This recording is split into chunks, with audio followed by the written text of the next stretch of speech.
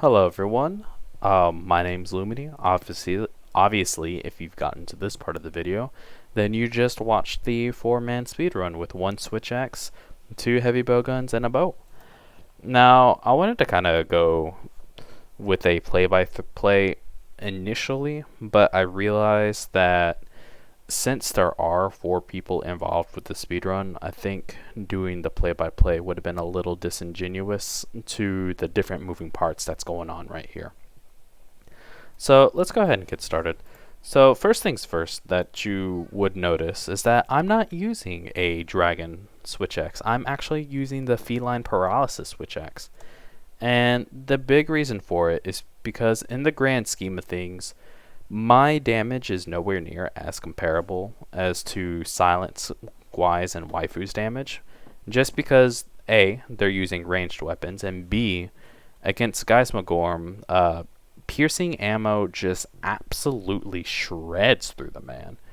And as a result of that, even if I had my biggest DPS set, it just would not be nearly as strong as what they would have to bring to the table. But that being said, since it is a 4-man group, and top it off, Silence and Guai are both using heavy bowguns, their mobility is not very great, and in order for their damage to be absolutely top tier, then they kind of need the man to stay still for a bit. And this is where the paralysis switch axe comes in. Now normally, it wouldn't take very long for the gunners themselves to quickly paralyze Gaismagrom. However, as the fight goes on, and we would need maybe an additional paralysis or two, it would take significantly more resources for all the gunners to pump into Gaismagrom for that paralysis. And any time that they're using paralysis ammo, that is time that they are not getting in their big shots. And so, thanks to my switch axe, it'll help bring up that the paralysis over time, and in which case, anytime that they need to start pumping in with the paralysis, then they don't have to work nearly as hard to do so. Now let's go ahead and get started though. Now obviously I go ahead with the buff and get in the Mega Demon Drug. Silence comes in with the Mega Demon Powder, and Guai and Waifu go ahead and go first to bait out the initial roar. And that part's going to be really important, especially for me, because I do have to be up and close and personal for Gaismagrom. But not only that, but also for Silence's sake, it also helps him out at the very start too. So I wait a second just for the roar stun to finally go away. And this is where I finally come in. I zip in real quickly, move to the right because I always get bumped by them. And I at least get a couple hits in, and as long as I get a couple hits in, it immediately triggers Gaismagrom's enraged state, just because of the sheer amount of damage that all of the gunners are bringing to the table.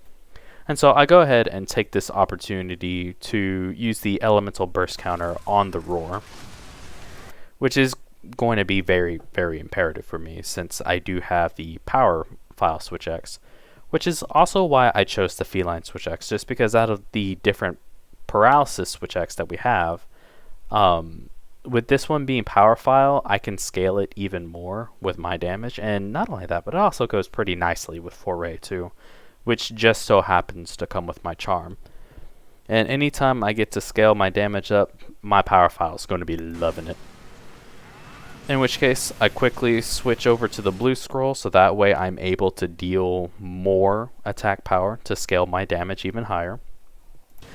And right here, this is where the first paralysis comes in. Waifu gets the para very, very quickly. I maybe contributed maybe 1 shot at most, honestly.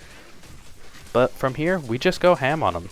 And thankfully, I'm able to latch onto his face. And in which case, that's the other nice thing about me, is that since I am able to latch onto him, it at least allows me to deal slightly consistent damage whenever his body starts moving all over the place. And bam, we're already done with this phase. Now, as for this part right here, of course, Guai and everybody else, they decide to go up to the front. I stand back just for a little bit so I could pump the team full of Dust of Lives. And in fact, if I didn't do that, it was very possible that Waifu could have died, because we have had many attempts where one of us would die just from the roar stun from Gaismagrom. Now, and of course, as you've also noticed, I don't know who it was, but Silence and Guai, they at least pumped Gaisma full of the sticky ammo, so that way he can become KO'd, in which case this at least gives me another opportunity to start pumping him full of paralysis, so that way whenever he does get up and everyone else starts to try to pump Gaismagrom full of paralysis, they don't have to work nearly as hard. In fact, technically, I've been working on it since phase 1 after the first paralysis, if you think about it. In which case, like right here, we just go to ham.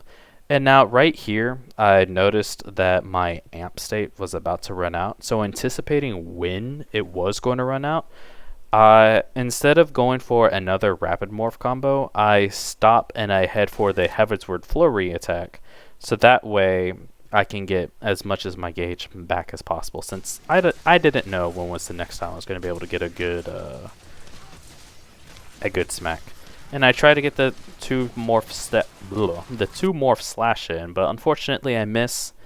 And because I missed and I didn't take the time to actually try to go to the red power or the red scroll, I'm going to miss out on a big opportunity to counter and then just immediately go back into the amp. Slight misplay, but it is what it is. And as you can see, Waifu is also starting to pump Gaisma full of paralysis. In which case, from here, again, we go to town. I get in another Heavenward Flurry, and I see that he's going ahead and recover, so I don't bother with the 2 morph slash.